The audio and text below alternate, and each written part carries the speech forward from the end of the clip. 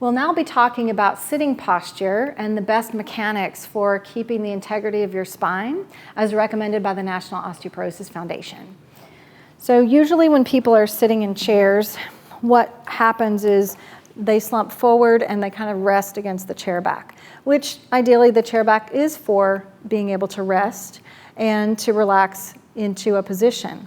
However, that's going to put the spine at a compromised position for many different tissues of the spine, such as bone, the ligaments of the spine, the muscles of the spine will tend to get stretched out, and then you'll get discompression.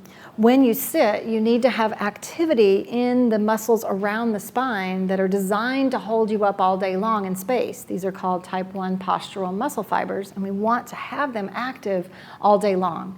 So a lot of times what happens is people just don't have the endurance to hold themselves up.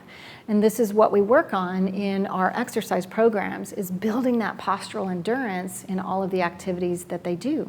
So if we could sit all the way back in the chair with the pelvis against the chair back and then lengthen the spine up and let the spine be supported in an optimal alignment, this is what we want for the best position of the spine that's going to help preserve the integrity of the spine and all of the tissues around the spine. When you're tired, you need to change positions and sit up, get up, walk around. You shouldn't really be in any position for more than 20 minutes or so. So just to show some of the problems with the spine in this position is we want those curves of the spine. We want the inward curve in the low back, the outward curve in the mid back, and the inward curve in the neck.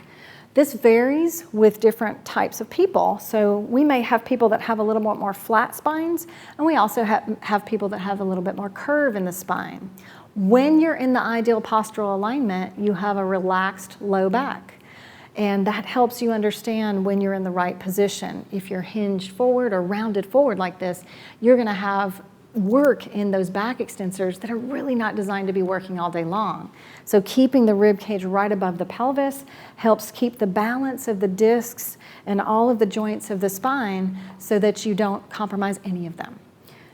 This is what the spine would look like with rounding forward, and this presses on the vertebral bodies and introduces compression and also compresses the front of the disc. So you don't want to do that because your disc material is going to migrate back and then you could have bulging discs in the back. So keeping that sense of length when you're vertical is really helpful all day long to help preserve the integrity of your spine. So we don't want to be hinging forward to put on our shoes and rounding the back, and then especially not maintaining that position all day long. So let's have Sandy come over, and what I'd like you to do is sit all the way back in the chair and sit tall. That looks really good. So if I were to put the dowel behind her back, have you come forward a little bit, then scoot forward even more. There we go. And if she weren't supported, that would be the ideal position for her to be in. You can see that this is a little more challenging for her to get the head back into alignment over the body. So she really has to work through the deep neck flexors and getting a little bit better mobility of that upper thoracic area to help her get there.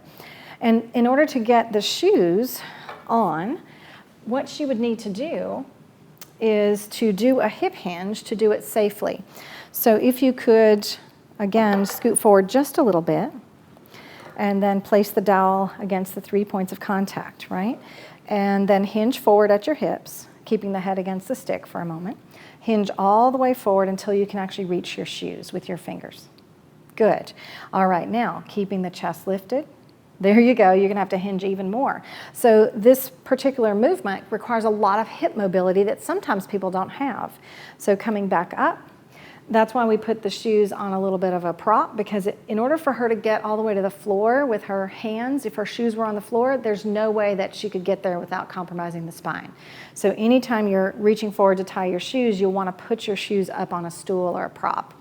So let's try it again, hinging forward. Great. There you go. And then keeping the head against the stick for a moment. Lift from here, and then look down. There you go, that's it. So you want to keep this lifted even as you hinge forward. That's going to help control this upper back. All right, now come back up. And you can go ahead and try it without the dowel. Put your shoes on. Hinging forward. I know it's very weird at first. That looks great. All right, so now what happened when she tried to put the shoe on? So let's do the second shoe with the dowel. So let's see if you can do the second shoe, putting on the second shoe with the dowel without rounding your back. So keep the head against the stick and keep the chest lifted. All right, so there we go. There's the issue with trying to get shoes on and compromising the spine. This is why sometimes we recommend slip-on shoes, but the problem with slip-on shoes is they're not as comfortable. So let's try a different technique. Let's have you cross one leg over the other and keep the chest lifted. And again, let's see if we can keep the dowel against the back. That's it. Now take the shoe off and then put the foot down and then put the shoe down. Keep the 3 points of contact against the stick. There you go. Try it again. Get to the shoe. Pick it up. Keep the head against the stick. And again, hinging forward, keeping the head against the stick. There you go. That's it. And then pick the shoe up again and place the leg over top of the other leg, keeping the head against the stick. Bring your chest up. Okay. And let's see if you can reach the shoe with a hip hinge. That's it. And then take the shoe off without losing contact with the stick. There you go. That's better. That's better. Excellent. All right. Thank you. Those are recommendations for sitting in the chairs, performing a hip hinge with safe spine mechanics while you're putting shoes on, as recommended by the National Osteoporosis Foundation.